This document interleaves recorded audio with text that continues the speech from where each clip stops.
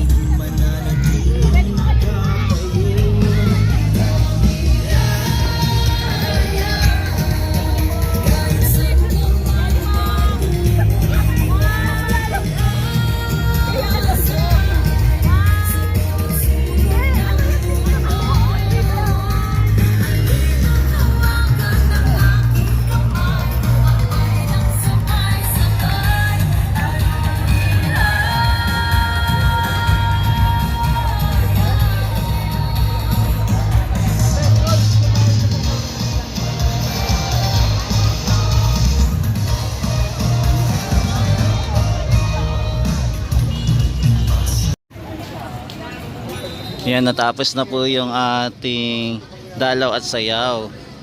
Hindi tayo nakaabot, sayang, para nakita natin yung event dito. Pero baka next Sunday po magkaroon na naman po yung event dito. Bali, etong dalaw at sayaw po, ginaganap po ito sa Port Santiago dati. Pero ngayon, ginaganap na po dito sa area po ng Plaza Mexico. Dahil po ito ay hinahawakan na rin po ng ating Intramuros itong area na to. Itong lahat po ng Esplanade. Kaya ayan, nagkakaroon na din po ng program dito na libre lang po at wala po siyang bayad. Diba? Ang laking tulong po ito para sa ating kultura, mga kababayan, diba? Na makilala pa rin po yung kulturang Pilipino. Diba? Humihingi na lang po sila ng donation para sa mga gustong magbigay para sa mga nanonood po. Diba? Malaking tulong na din po sa kanila, diba? Sa kanilang pagsasayaw. Kumbaga parang voluntary din po yung kanilang pagsasayaw, no?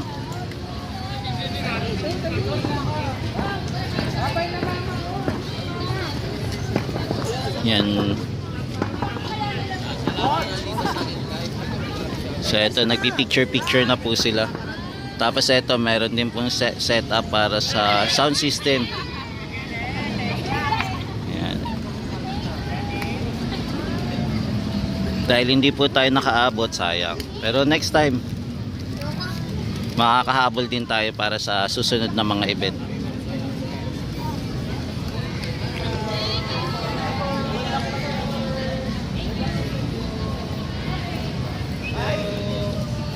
Yan, nag-set up pa sila ng upuan para sa mga gustong manood na mga kababayan natin.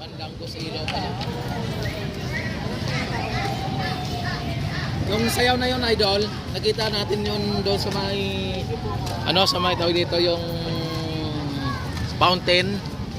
Yung sa fountain na yun, oo. sayaw, pandango sa ilaw. Oo. Yun yung kanina sinasayaw nila eh. Hindi na ako mabot dun. Hindi ka na pang na tinikling na. Tinikling na? Yan. Talagang makita ninyo mamaya at yan yung upload natin. Yan, for the meantime, ito po muna yung latest update natin dito po sa area po ng Plaza Mexico na napanood po natin ang kulturang Pilipino po.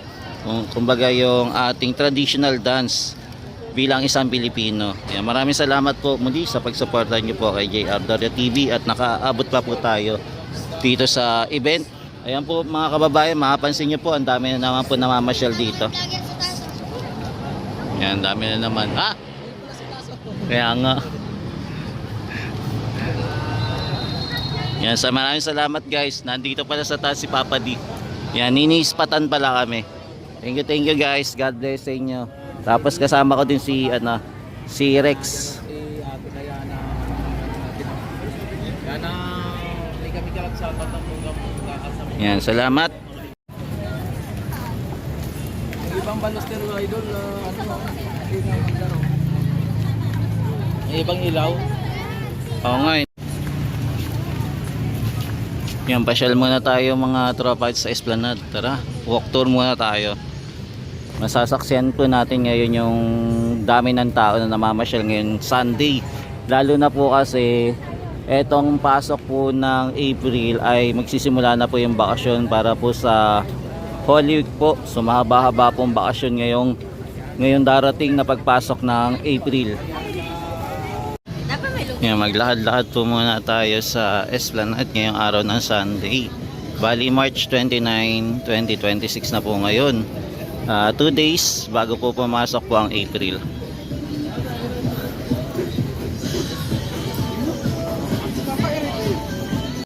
Kakatapos lang po natin manood po ng Dalaw at Sayaw. At ngayon naman po ay naglalakad po muna tayo sa area po ng Esplanade at masasaksihan natin yung dami ng tao po na mamasyal ngayong gabing ito. Punong-puno po, dinadayo talaga yung Esplanade, no? Lalo na po pag araw ng Sunday, sobrang dami po na mamasyal. Ito na talaga yung number 1 tambayan ng ating mga kababayan. Nandito po tayo sa area po ng Phase 1C. Ito po din yung pinakasentro po at saka may kainan din po dito. Kaya yun. Yan, nandito na po si Antonio Luna. Ang nag-iisang General Luna dito sa Pasig River Esplanade. Diba? Kamusta? Solo pa lang siya, wala pa siyang kasama. Nasaan kaya si Emilio, no? Saan kaya si Emilio? Tanungin natin. Dito naman po tayo sa Maestranza naman. Kung saan dito talaga yung dagsaan ng mga tao, mga kababayan na namamasyal dito sa area.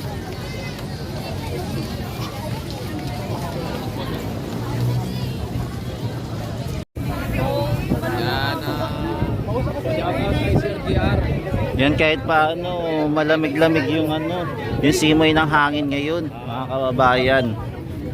At hindi natin nararamdaman yung init. Kanina mga pumunta tayo dun sa area. Nasa gitna na ng Yan, mapapansin nyo pala mga tropa, meron tayong nakikita upuan pala dito. Lamesa nila, iba na. At yung lamesa po niya ay pare-parehas po, mga kababayan.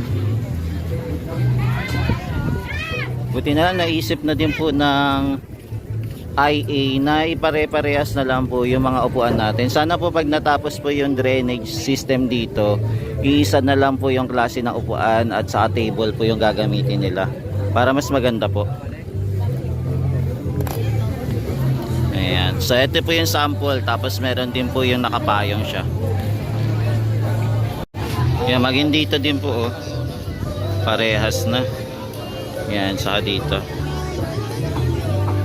Diba? Bagong may na po, table and chair. Maging dito din po sa kabila. Yan, na-occupied na po lahat ng table natin. Lahat may nakaupo.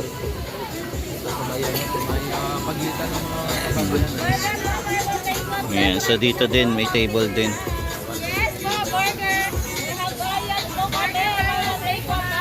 Yan, so ang laki na po ng in-improve, no? Meron din po dito. Yan, nakakatuwa naman at saka nagbabago na po at lalo pa pong pinapaganda po yung ating Pasig River Esplanade. Buti na lang naisip na rin po ng management na pagandahin yung ating mga tables and chair, diba? Ayan, tara, pasok tayo. Mga tropais, nandito naman tayo sa area naman po na ginagawa na drainage system. Ito po yung itsura natin. 4 lang. Ay, malaki pa, no? Oo, malaki din. 5 ata to, no? O mga ganon siguro. 5 to 6, mga ganon, estimated. Basta ano lang, wala lang siyang mga Doon, idol, tapos na doon eh. mamantika. Tapunan, na. Yan, lapitan natin.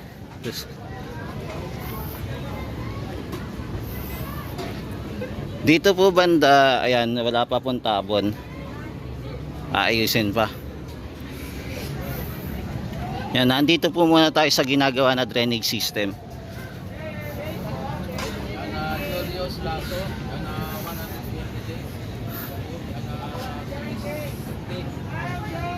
Yan na Yan, laki na po na improvement ng ating esplanade, no?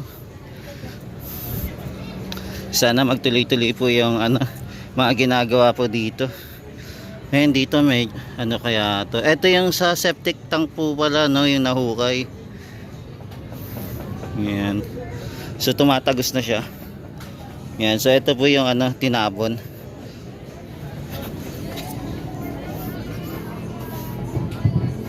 Ayan, so puno na po yung ating septic tank kasi wala na din po siya malabasan na tubig. So kailangan na talagang ayusin na talaga para may labasan po na drainages. Na may labasan. Ito guys yung septic tank na nakabaon yung unang ginawa po. Pero ngayon mapapansin niyo po na umaapaw na. Kaya kailangan na po na kagawa tayo ng daluyan ng tubig para hindi po maipon dito.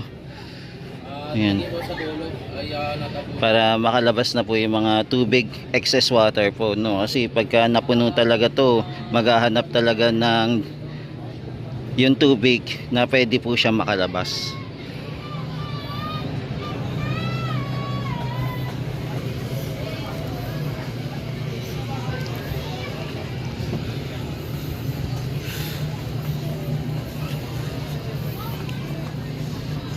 Ayan, dito po banda mga tropites na tabunan na po yung ating drainage, yung ating tubo, okay na.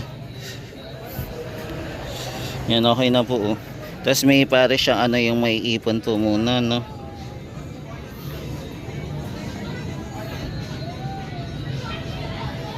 Yan, mahaba-haba din po to. Yan yan idol, pinaka-septic. Yan, so nandito na tayo sa pinakadulo guys ng ating ginagawa dito para sa drainage system. Ito po, makikita nyo po yung septic tank. Tapos i-connect na po dito sa ating mga pipe para lumabas na po yung mga excess na water dito sa septic tank. Dito naman po natabunan na, okay na po. Di bali dito sa kinakatayuan natin, papalapit na rin po tayo sa Port Santiago River Walk mga guys. So ito muna for the meantime yung pinaka dulo po muna ng inaayos nila na drainage system.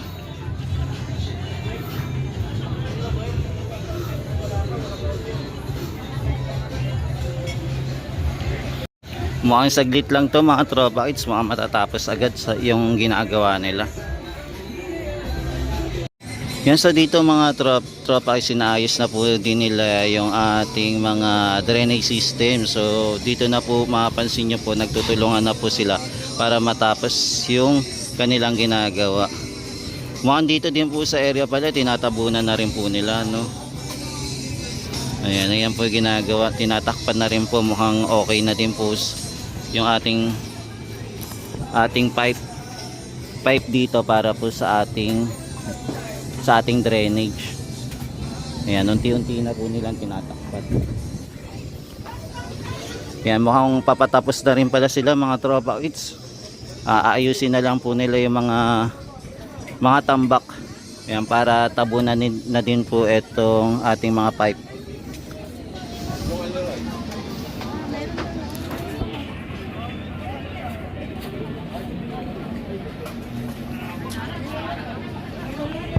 For the meantime mga idol, ito muna yung update natin dito sa area po ng Maestranza, kung saan po inaayos pa rin po yung ating drainage system para mas maging maganda po at mas maging maayos po ang ating mga tindahan dito sa area po ng Maestranza.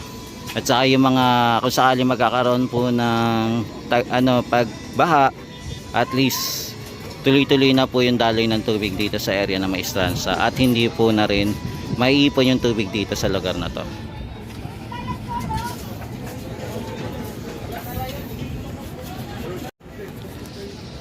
Mga tropa kids, ito muna yung quick update natin dito sa area po sa ginagawang drainage system sa lugar po na Maestranza. Yan, so mga tropa kids, ito muna yung ating update dito sa Pasig River Esplanade. Maraming salamat po sa pagsama niyo po sa akin sa pag-update natin ngayong araw na to, ngayong March 29, 2026. Yan, maraming salamat po. Ingat-ingat po kayo at pagpalain po kayo ng may kapal mga tropa kids. Hanggang sa muli. Mula Luzon, Visayas at Mindanao, maging sa ibang bansa po. Thank you po sa walang sawang pagsuporta kay JR Doria TV.